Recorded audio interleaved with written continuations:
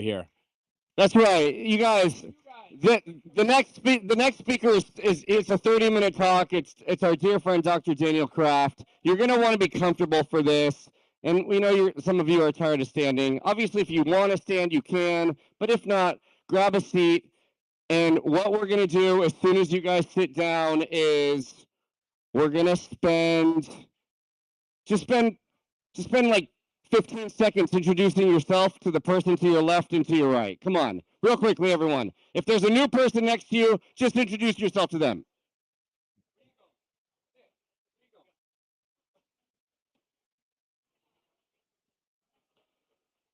Is everyone who wants to sit seated? Are you guys going to stay standing? You guys are good? The standers are good? All right. All right, Nick. Since this is one of the all right, settle down, everyone. That's it. Enough introductions. And can we close the door in the back? Can we close the door in the back? All right, everyone. Nick is going to introduce our next guest. All right, Dr. Daniel Kraft. So excited to have you here. Let's have a big round of applause for Daniel Kraft. Here we go. Like this here. Oh, I got one. Okay. Perfect. Great. I think I'm on. Thank you, Human. Thank you, Nick. Sitting. Quiet down. Quiet down. I think sitting's the new smoking, right? So you're supposed to have everybody stand. So I've got about 30 minutes to take a mad dash across the future of health medicine, digital and beyond. I'll have a QR code at the end so you can get most of my slides. But before I do that, I want to give a quick shout out to Human. If you don't know, he's doing some amazing work with peace and murals. Now he's got one across from the Supreme Court. So just check out human.tv. He's doing some amazing work in his work. Hands off to Human. All right. So we're going to take a dive into the connectome of all the things that are coming together. A lot of the themes through this entire day. I'm going to try and connect some dots. Make sure you still do your push-ups and jumping jacks. But it's a challenging time in the world in many ways. It's best of times and worst of times.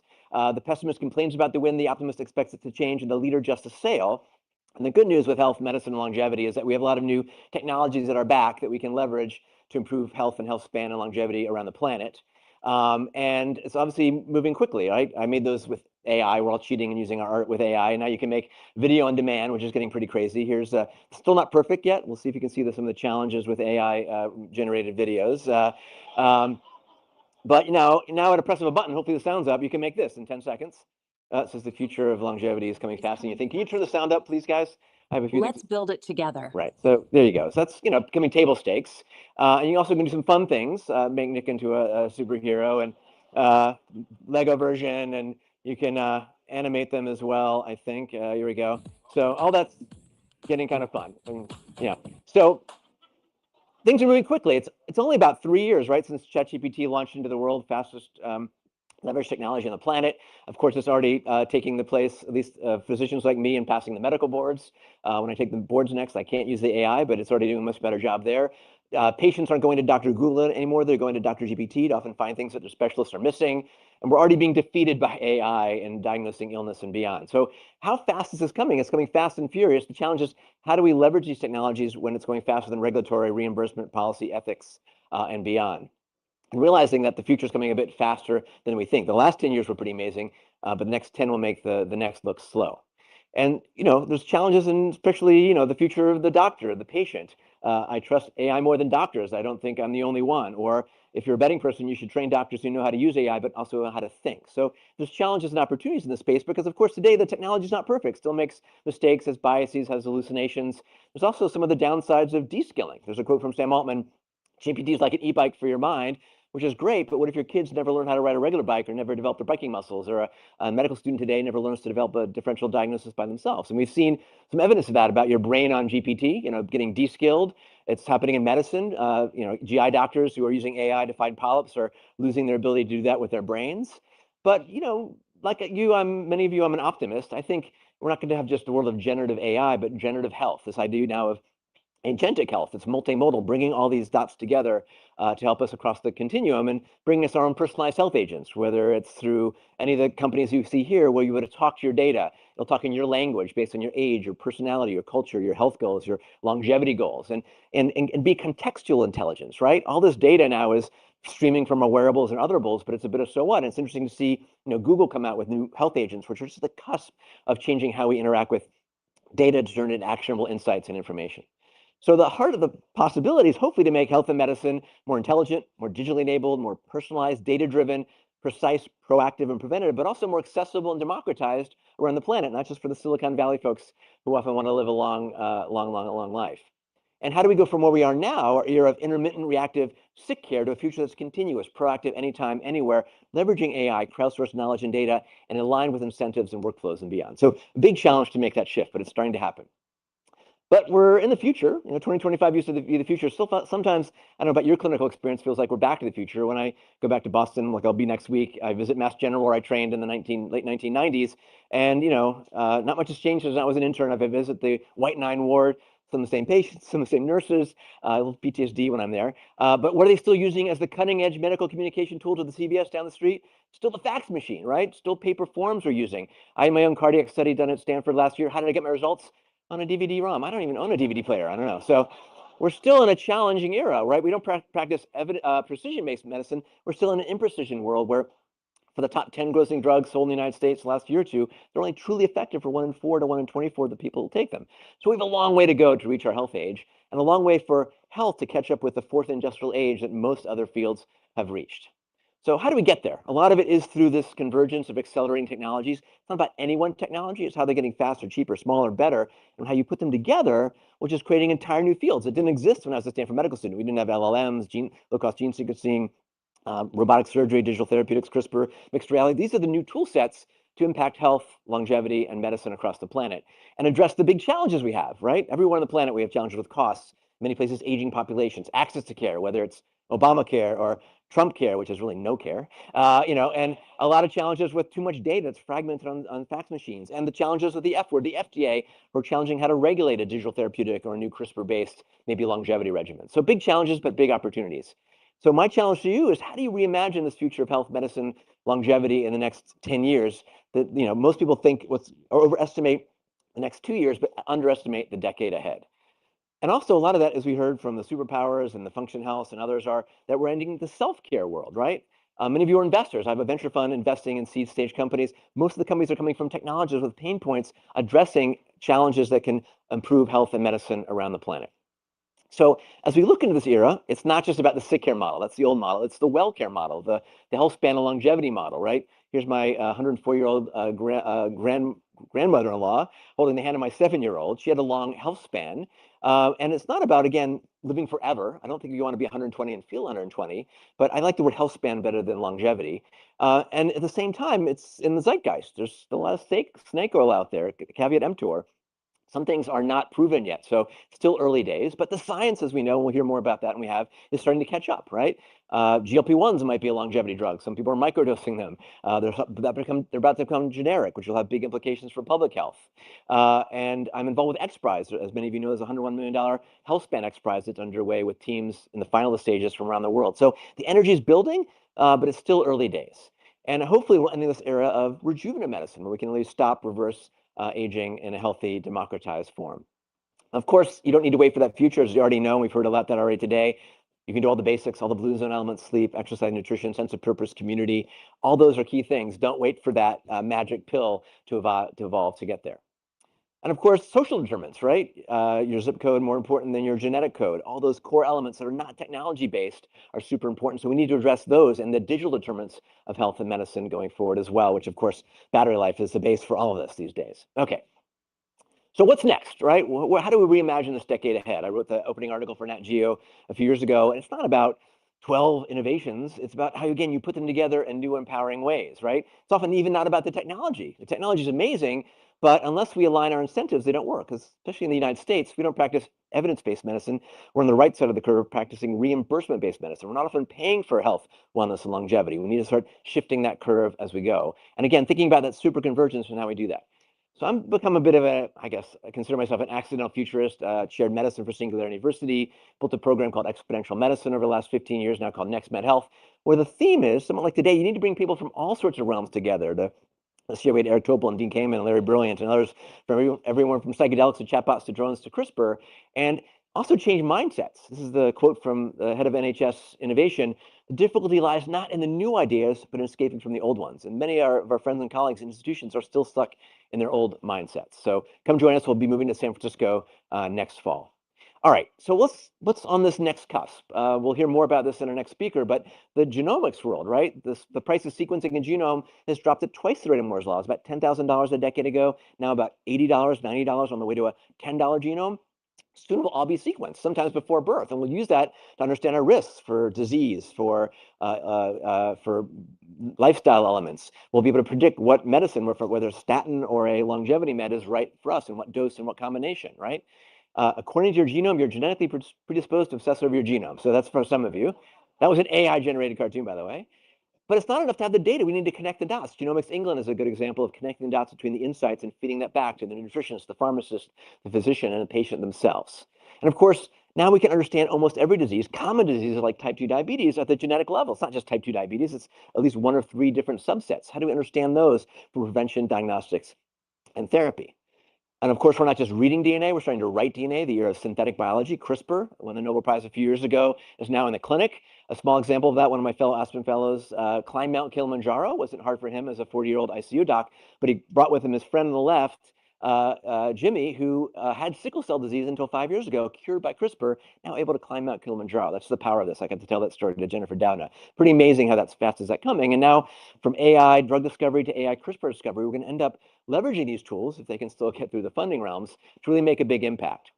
One example is treating disease before you have it. Verve Genomics is doing gene therapy to the liver for folks who have the genetics for high cholesterolemia, so you knock out the disease proactively before they ever have the disease develop. So that's sort of proactive longevity, right? And we're going to see the advent of new personalized vaccines for cancers, Alzheimer's, and other diseases that will help expand and extend healthy lives. Now, of course, it's not just about the genome. We're now in the era of the low-cost proteome, the exposome, whether it's a plastic or a nice hoodie, the metabolomics, the microbiome, which is becoming more and more available. All those elements are interesting, but by themselves, they're a bit of a fragment. Sometimes a proteome might tell you that you're going to get Parkinson's maybe a decade later, but it's really about matching them all up. The immunome, the proteome, the microbiome, this idea of multimodal health, picking them up and mashing them together to get insights. Sometimes summarized by the term the digital twin. It's a bit of a buzzword, but now by making sense of insights from those multimodal elements, you can do a digital twin of a patient or of a heart or a clinical trial, or in my world of oncology, really pick precision oncologic therapies, or of course in the world of precision health span, right? No one's gonna have a one size fits all needing metformin or rapamycin or some cocktail. It's gonna get highly personalized as we lean and learn that knowledge going forward. Good news, your digital twin is in excellent shape. Now if we can only get you to sync up. So that's the challenge and the opportunity. Okay. And of course, we're going to start to super enable us. Sometimes it'll be a bit dystopian. If you haven't seen the movie Gattaca, some will get genes and some won't get genes. And from superpowers to fountain lives, there's the ability now for all of us to start accessing those technologies going forward. So thematically, of course, the world is moving exponentially, right? Moore's law, the power of computing, a Cray supercomputer now fits on my Apple Watch or my Oura Ring, right? Quantum computing is coming next. In that world of exponentials, all these analog technologies, at least I grew up with, have now become digitized, democratized, sometimes demonetized. We can use those increasingly on our smartphone, which even the bottom billion on the planet have, right? Smartphone is becoming a health and longevity tool, right? It's now dissolving into our next generation, hopefully cheaper, not so heavy Apple Vision Pros or our contact lenses. That brings us the ability to bring agents into our life, right? We know they're not real, but our brains react to them as if they are. And those are becoming more and more magical. You can design your own avatar. They can talk to you if they're your mom or Freud or whoever you like. And these are going to come into our interesting spaces, right? You may have heard the term about, replacing nurses with AI for $9 an hour. We cannot replace nurses. We need more of them, but we can upskill the nurses we have using these technologies to work at the top of their license. And of course, this now world of augmented, mixed, and augmented reality spatial computing gives us all sorts of new tools. I still have my old Google Glass here in my pocket, which was sexy about 10 years ago. But now these technologies are, becoming consumerized, right? Soon you'll all have your Meta glasses with augmented reality. Maybe that's helpful for the clinician to see the technology and the data about their patient. It's starting to guide surgeons step by step through procedures with less invasively, with better outcomes and less time. We can take this world of augmented reality and learn lessons from other fields. Like some of you, I'm a pilot. I served for 15 years in the Air National Guard flying fighter jets. We use the heads-up display as a form of augmented reality to bring all that data together so we're not buried in the cockpit. We're sort of seeing the meaning in front of us. Who's the bad guy? Who's shooting at us? If you're about to run into a mountain, it can talk to you. Cool. Huh. That's helpful. So think about behavior change, which is the hardest element for longevity. You're going to see your breakfast in one way, and with your AR glasses, you'll see them in another way. You get a little bit of a nudge. Cool. Huh. So that's always a bit of a helpful way to go. And then lessons from aviation, where I learned to fly at Brown University, 20 bucks an hour for the airplane, round dials, paper maps, Cessna 150. My plane today is the same size, but it has a glass cockpit with touchscreen GPS, with real-time traffic, weather, information, frequencies at the touch of a button. So that situational awareness shouldn't just be for the fighter pilot or the screen of a cockpit, but to come to all of us, and even integrating into our institutions. I was just in Israel at Sheba. They have this sort of mission control, air traffic control, smart hospitals, and smart health systems will start integrating not the data, but the insights just in time. So how do we do that, right? If you want to learn about longevity and health, maybe you look in the mirror of today and you get a bit of a health score. You see you of today and the guidance for today, but increasingly you look in the mirror and you might see your data and you of tomorrow, right? You of today, you of tomorrow. If you're working out, you're doing your P90X, doing your right supplements, etc. Or if you keep having Dunkin' Donuts for breakfast, you of tomorrow. Here's me now. Here's me 100 Dunkin' Donuts later. I'll have one donut. You might have a friend who smokes. You can show them what's going to happen if they smoke or drink too much before and after smoking, or if you spend too much time on social media, which we know is a bit bad for you as well. So the ability to turn yourself into an avatar, of course, is becoming easy. And again, seeing your future self is becoming more and more available. Again, that's a powerful lane for behavior change. Then there's virtual reality. It's great to put grandma on a roller coaster. Hope she got a pacemaker working. But virtual reality, VR, AR, XR is becoming a bit of a new like syringe, right? It can be used for medical education, for therapy, to get kids less afraid of vaccines. It's better than opioids in some cases to put people in VR headsets. They don't need pain medications if they're burn patients. Physical therapy, no one does a physical therapy, but now you can gamify it and track it in virtual reality. Augmenting mental health, a big element of our longevity is our brain and our connectivity. Now we're seeing these avatars come into our augmented spaces that won't replace a mental health worker, but can augment that and democratize mental elements there as well. And then, of course, for upskilling all of us, medical education, right? I trained C1, do one, teach one. Now it's become C1, simulate till you get it right. So you're not practicing on yourself or somebody else. So that realm is coming together. And from aviation, the black box from the airplane is coming to the operating room. So we can learn what really works. I hate to tell you, but 50% of surgeons are below average. How do you break the below average surgeon and bring them to the skills of the high average? And augment them with this world of robotics, which is moving quickly. So you're all familiar with self-driving cars. A lot of this upskilling is going to go from regular driving to partial driver assist to full driver assist for many elements of health and medicine. All right, what about picking up disease early, right? You want to find things before they get you or shorten your health span and longevity. Diagnostics is key, right? The analog scales become digitized. Now the scale can do not just your weight, but your shape, measure your mass, fat mass, muscle mass, changes in your skin, and pick those up proactively and give you tracking over time. The face, the idea of a face is the camera is a digital biomarker. You don't need to have a sensor at all. The camera can pick up heart rate, blood pressure, O2 sat, maybe soon blood pressure, blood sugar, and other data, and give that to anybody on the planet with a smartphone. That can democratize diagnostics. So this idea of the medical selfie is here for doing wound care. Or I'm on the board of this Israeli company, Healthy.io. You can do your urine dip at home. Don't bring your urine in. Screen for preeclampsia, UTIs, early kidney disease. Dip, take a picture with AI-powered FDA-cleared app, and boom, the data goes to you and your clinician, easy peasy, right? So that's the future of diagnostics in some realm, right? And then your microphone on your smartphone also is a diagnostic element. Voice is biomarker, can pick up early signs of dementia, neurological disease, depression. The sound of your cough, is that croup, COVID, or a cold, right? And now digital biomarkers can do a lot more. A lot of folks have shortened health spans because they don't even know they have diabetes, but now the voice on your microphone with AI can pick up who's got high blood pressure or high blood sugar and even high blood pressure. So new screening elements will pick up disease earlier proactively for free. But it all comes down to behaviors, because we know most of our behaviors that shorten our health span and lifespan are things we can now start to track and measure, right? The Fitbit was the first piece of that, 16 years ago now? Wow. And now we have an explosion of wearables and otherables that can measure almost every element of our physiology and behavior, but they're still not really connected to our health systems. They're starting to be, though. And when you leverage the insights from these wearables and otherables, that can start to drive that behavior change, which really is the long-term impact for most of our health span. So these things are getting interesting. Now there's wearables that can do real-time blood pressure. You might have seen the news from Apple that they're announced they can at least track maybe indications of hypertension.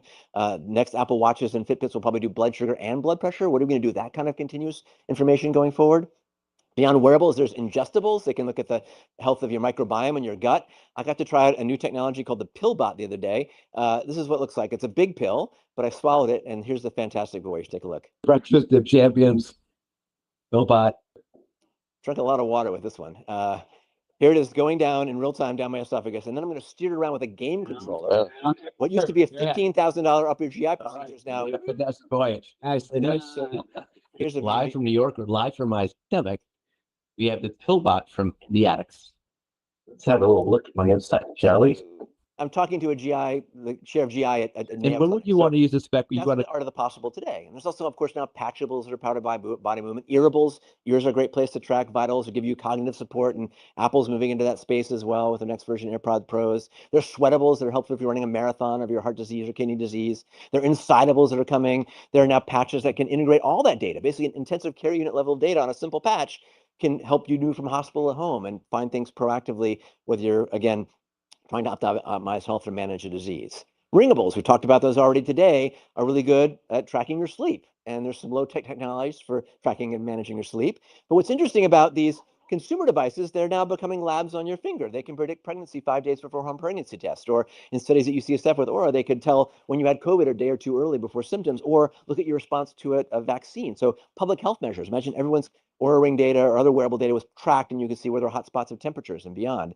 So the future of leveraging our wearables and other wearables will be the continuous physical exam, leveraging information in real time, like high-risk pregnancies. You can tell who's about to get into trouble days before they end up with a acute or chronic problem. So that's the art of the possible today. And it can be small data, right? You send a patient home from a total knee or total hip replacement. Are they walking more each day, and as you expect? Are they walking less or about to have a fall, right? So this idea of mobility as a new vital sign, particularly related to our muscular strength and long-term health, is about mobility. And now there's new ways to measure this. And now exoskeletons are coming along that you can wear to boost your steps, or if you're 100 years old and you want to climb Mount Kilimanjaro, you can strap on exoskeleton. That'll be part of our extended health span moving forward as well. My favorite wearable as a pilot, of course, is the jet suit. These are being used to rescue folks in mountains when the weather's bad. I got to try flying one a couple years ago. Most of the time, I did not look like James Bond. Most of the time, I looked more like that. But anyway, it's a wearable, ladies and gentlemen. All right. So all these wearables, other wearables are coming together for diagnostics in our pockets, right? You don't need to go to the hospital, the clinic. They can upskill a doctor, a nurse, a community health worker, or you to leverage this technology in real time, like the echo stethoscope out of Berkeley, right? It has AI in it. It does a EKG and heart sounds, and is much better than a cardiologist diagnosing a murmur than I am, for sure. Or low-cost AI-powered ultrasounds that are democratizing diagnostics anywhere on the planet, right? From rural California to rural Rwanda, right? Or at XPRIZE during the pandemic, we developed new forms of COVID testing, which weren't fast, frequent, cheap, and easy. And that's catalyzed a whole new set of home diagnostics that can be used to measure health, longevity, and beyond. So all these things are starting to converge and come together. Even home-based pap smears just got FDA cleared, really going to democratize screening and from women's health and beyond. Or ways to look at the back of the retina anywhere are giving us proactive knowledge about who's about to get disease or how to manage it in smarter ways. So, of course, AI is integrating this with big data machine learning going forward. Even AI meets pathology, right? An H&E slide with a simple camera can tell what kind of breast cancer it is, how you might best treat that. We're seeing new virtual biopsies where you don't even need to go through the skin to biopsy a mole, for example. And I think the future is not going to be radiology and pathology, but AI blending diagnostology to kind of bring these things together for proactive information to particularly find diseases super early when they're treatable. And bottom line, this means we can do this almost anywhere. We can democratize health and wellness. I'm on the board along with Andrew Ng of a new company out of India called Jivi.ai. It's your basically personal doctor in your pocket for both triage. It can talk to you in Hindi, Farsi, English, almost any language. It can triage you for appendicitis, but also is an AI coach for nutrition, stress, dermatology, second opinions. And there's now building this sort of digital health twin for an AI longevity coach that can, again, be on anyone's smartphone anywhere around the planet. Okay, 3 minutes left. I think where this comes most interestingly is the blending of AI and physical AI, right? We're in this amazing era of scary era of humanoid embodied robots, right? I might port myself in to do a remote exam, or of course, these are becoming more and more autonomous and can do things in scary, interesting ways. We heard earlier about the power of social connection. Social robots are coming, right? They're not a replacement of human connection, but they can be part of that, right? It's a bit dystopian to talk to these at first, but it's normal after a couple of minutes. Imagine when your smart dog, a $2,000 robot, has a ChatGPT in it, can follow an older person around the house, be their companion and their health coach and communication device going forward. These are going to start to converge going forward as well. So the challenge is, how do we kind of blend the human side and the machine learning side? It's not about AI versus machine. There's that famous quote that AI is not going to replace your doctor, nutritionist, health system, but those using AI replace those who don't. We need to learn how to cross collaborate. And again, it's still very early days. So part of the early days are the field of digital health. A lot of these technologies are here, but still often quite fragmented, right? You now have the ability to prescribe an app instead of a device or a drug.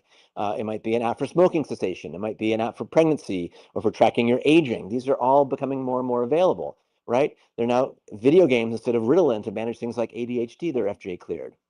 And the challenge and opportunity is to take the data from these devices, wearables, and other digital health tools and move from the quantified self world that many of us are in tracking ourselves and move it to quantified health, where that data and information flows to your clinician, your nutritionist, your longevity doc, whoever it might be, for both measuring and optimizing health span and prevention, diagnosing diseases early, and having a feedback loop for therapy that makes much more sense in our broken, long feedback loops that we have today. So imagine that all comes together when I like to call predictalytics. We each have a bit of a FICO score for our health, integrating not just our labs and our vital signs, but our social connection, our sexual health, our social health, all in an integrated way that makes sense. And we can take those multiple sensors and just like a modern car, which has 400 sensors today, see when your check engine light goes off to find proactive information to intervene early, right? Not waiting for the disease to get you. And that's already becoming available. If you have an Apple Watch, try the vitals thing that's on there. It can look at your baseline because it's changes from baseline that are most relevant and keep you guided to find things proactively when you're starting to lose track. So the future may be like Minority Report. You're going to get a little buzz or note that something's going on. You need to be informed proactively before even your clinical team knows that. And here, of course, the cartoon. I'd ask you where it hurts, but your wearables already booked you an MRI at 3:15. So it's all going to become seamless. And this world is already large. There's thousands of digital health solutions. I used to be able to keep track of them a decade ago. Now it's so hard. So I've recently built and launched a program called Digital.health, a platform that's a website, easy to remember, Digital.health. And at Digital.health, it's a bit of a digital health formulary. So if you're searching for a longevity tool or a new form of doing diagnostics, you want to track your heart with an AliveCore device, you can look up the technology. You can look at its evidence base. You can put it in your formulary. You can prescribe it to a patient or a friend. Diabetes, again, that's very prevalent. You can look for solutions in diabetes that are leveraging therapeutics using diet and find platforms like Verta that can reverse type 2 diabetes. And we have a whole suite. I just made a page at digital.health/longevity on the QR code. Find these tools if you have your own, add them to the database. It's a free resource for all of us to use to connect the dots on that as well. Now, lots of dots route, lots of data. Internet of Medical Things is here. No one wants more data. What is it, doc? Just as I thought, you're generating too much data. No physician or individual wants to be overwhelmed with data. We need to unsilo the data. It's still very fragmented and hard to access. And not just think about exponential data and terabytes of genomics information, et cetera, but turning that digital twin information to insights and knowledge that's not just printed in the New England Journal and takes 17 years to translate, but can be translated in 17 minutes. That idea of now of going from bedside to website in minutes or seconds, leveraging the power of the crowd. Implementation science is the challenge to bring that all together and circling up the dots so we can make sense of the insights. So in how do we pull that together? It's going to be a bit crowdsourced. Imagine, most of us can't imagine driving without Google Maps or Waze. Imagine we built a Google Maps for our health spans. We're all sharing what works, so our individual journeys are guided by the lessons from others going forward. Or health span and medicine is more like a self-driving car. If you haven't tried a Waymo yet, it's pretty amazing. It comes on demand, has transparent pricing. It adapts to the traffic, the weather. Imagine health was a bit more like a self-driving car, integrating those technologies to get us to our health span destinations. So in the closing minute, I want to just talk about how this is going to impact our clinical practice, right? It's not going to be just physical or virtual, but more phygital. We're going to interact in the mediverse, not just the metaverse. We're going to move from our reactive era where we take fragments of data and we wait for the heart attack, stroke, or cancer to appear, to a future that's continuous, personalized, proactive, anytime, anywhere, ideally building better outcomes and for all of us around the planet, even with lower costs.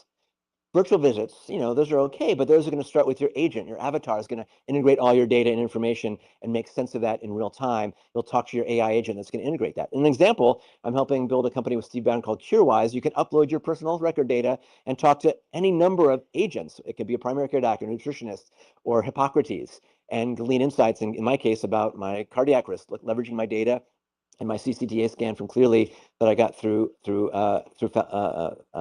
Fountain Life. So all these are becoming integrated and possible. So these multi-agents can give you different personalities and different elements and talk to you as if you're a sixth grader or have a PhD in bioinformatics.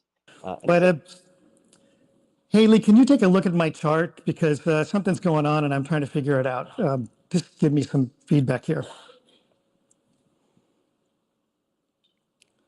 Steve, I'm noticing a pattern in your labs that warrants attention. Your mild anemia alongside significantly elevated ferritin low Bottom line, immunoglobulins. his agent could figure things out before his oncology team could, and now he uses his virtual tumor board to guide his therapy going forward for a cancer journey, and that's the art of the possible today. So how do we think about all these tools and technologies? A medical student at Stanford starting this fall won't finish medical school and residency till 2033. How do we teach them good website management? How do we think of the future of the workforce and medical education, leveraging AI, digital, and going forward? I don't have the answers, but it's a challenging and interesting problem. And maybe we need a new medical specialty. All right, my last 1 minute. Therapy, right? It might be a therapy. I'm on time. 1 minute is, therapy and maybe longevity therapies are key, but we know many folks in the longevity space taking 100 supplements a day. That's not really very sustainable. Maybe that hyper-personalized dose. So imagine we leverage these new tools and technologies to do what I call in telemedicine, integrating that data to pick the right combination of drugs and therapies and supplements for longevity or to manage a chronic disease. Instead of taking a pile of pills, you're taking your own personalized polypill. So I've been developing this technology called in telemedicine where you'll 3D print your personalized medication. It will be printed at home eventually. Starts with sorting little microspanules. It could be a supplement. It could be your statin, etc. Starts with a big printer and would move to a home-based printer. You can watch my TED Talk about this, but that might be this art of the possible, integrating information, data, health span, and medical care going forward. And you can print, modify, print. So in conclusion, for health, medicine, longevity, it's an exciting time to bridge all these technologies, not just AI and digital, but the super convergent technologies, not just thinking where we are now in 2025, which used to be the future, but you want to be skating to where the puck is going to be in 2030 and 2035. And if you have that sort of exponential convergent mindset, we can go from where we are now, sick care, to healthcare and self-care.